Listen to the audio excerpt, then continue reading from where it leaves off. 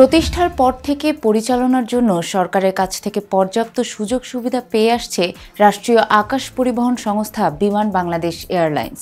অবকাঠামো গড়ে তোলা, উড়োজাহাজ সংগ্রহ ও এজন্য দরকারি সভরেন গ্যারান্টি, দেশের বিমানবন্দরগুলোর গ্রাউন্ড হ্যান্ডলিংয়ের কাজ পাওয়া সহ প্রায় সব ক্ষেত্রে সরকারের সহযোগিতা পেয়েছে সংস্থাটি। কিন্তু তারপরও গত 54 বছরে ভালো এয়ারলাইন্সের কাতারে যেতে পারেনি বিমান।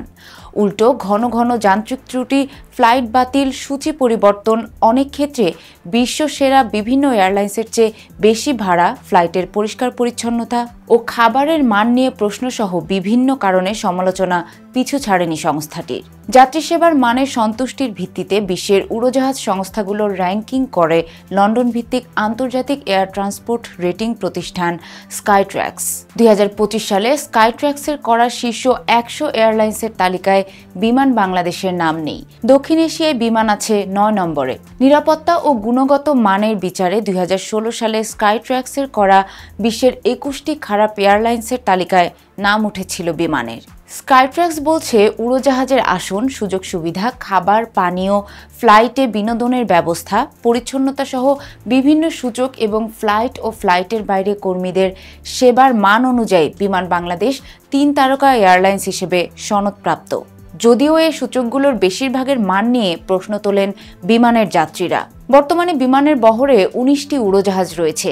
এর মধ্যে 2টি বোয়িং 787 থেকে 9, 4টি বোয়িং 787 থেকে 8, 4টি 777 থেকে 300 ER, 4টি বোয়িং 737 থেকে 800 ও 5টি -400 উড়োজাহাজ। এসব উড়োজাহাজ দিয়ে 22টি আন্তর্জাতিক ও 7টি অভ্যন্তরীণ রুটে ফ্লাইট পরিচালনা করছে সংস্থাটি।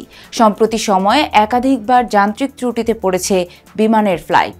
উড়োজাহাজ গ্রাউন্ডেড হয়ে যাওয়া, মাঝ আকাশ থেকে ফ্লাইট ফিরিয়ে আনা, ফ্লাইট বাতিল, সূচি পরিবর্তন সহ বিভিন্ন কারণে আলোচনায় রয়েছে সংস্থাটি।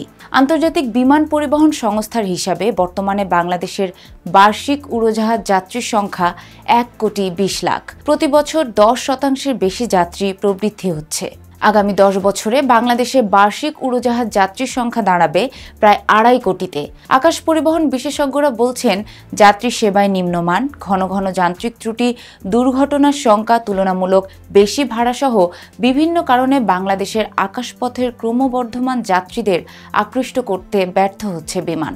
প্রবাসী কর্মী ছাড়া সাধারণ যাত্রীরা বিমানে ভ্রমণ পারতপক্ষে এড়িয়ে চলছেন। বিষয়টি সম্পর্কে বিমান বাংলাদেশ এয়ারলাইন্সের পরিচালনা পর্ষদের সাবেক সদস্য ও আকাশ পরিবহন বিশেষজ্ঞ কাজী ওয়াহিদুল আলম বণিক বার্তাকে বলেন, 54 বছরে একটি এয়ারলাইন্স উন্নতির চরম শিখরে পৌঁছে যাওয়ার কথা। অত্যন্ত দুর্ভাগ্যজনক ব্যাপার যে বিমান এটা করতে পারেনি। বাংলাদেশে কিন্তু যাত্রীর অভাব নেই। বিমানের কাছ থেকে প্রত্যাশিত সেবা না পেয়ে এ যাত্রীরা অন্য বিদেশি এয়ারলাইন্সে যাতায়াত করছেন। আসলে বিমানকে কখনোই একটি যুগোপযোগী এয়ারলাইন্স হিসেবে গড়ে তোলা হয়নি। একটি এয়ারলাইন্স পরিচালনার জন্য যে ধরনের ব্যবস্থাপনা দরকার, পেশাদারত্ব দরকার, দক্ষ জনবল দরকার, তা বিমানের নেই। অন্তর্বর্তী সরকার দায়িত্ব নেয়ার পর বৈষম্যহীন টেকসই উন্নয়নের জন্য অর্থনৈতিক কৌশল পুনর্নির্ধারণ ও প্রয়োজনীয় সম্পদ আহরণ বিষয়ক টাস্ক ফোর্স গঠন করে। বিমান 5 দশক ধরে কাঙ্ক্ষিত পরিষেবা দিতে ব্যর্থ হয়েছে উল্লেখ করে সংস্থাটিকে প্রয়োজনে ভেঙে নতুন আরেকটি এয়ারলাইন্স গঠনের প্রস্তাব করেছে টাস্ক ফোর্স। এ টাস্ক ফোর্সের প্রতিবেদন অনুযায়ী এয়ারলাইন্স ইন্ডাস্ট্রিতে বিমানকে প্রতিযোগিতামূলক প্রতিষ্ঠান হিসেবে নিশ্চিত করার জন্য সরকার পরিমাপযোগ্য লক্ষ্য বেঁধে দেবে। লক্ষ্য পূরণে ব্যর্থ হলে বিমানের সমান্তরাল সংস্থাটির অর্ধেক সম্পদ ও জনবল দিয়ে নতুন আরেকটি এয়ারলাইন্স গঠন করা হবে। ভাড়া নিয়ে বিমান বাংলাদেশের প্রতি যাত্রীদের অসন্তোষ অনেক দিনের। অনেক রুটে বিশ্বের সেরা এয়ারলাইন্সগুলোর চেয়েও বেশি দামে বিক্রি হতে দেখা যায় বিমান বাংলাদেশের টিকিট।